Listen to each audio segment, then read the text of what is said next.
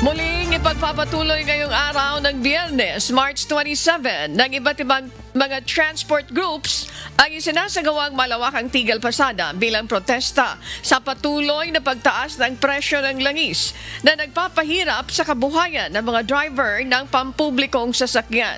Kahapon, pumwesto sa iba't ibang mga ruta ang mga tsuper mula naman sa hanay ng jeepney, bus, TNVS, taxi at motorcycle taxi riders upang iprotesta ang anilay kawalan ng aksyon ng pamahalaan sa patuloy na pagtaas ng presyo ng langis. Maraming driver ang sumama sa strike at piniling wag munang mamasada upang ipakita sa pamahalaan na seryoso ang kanilang panawagan.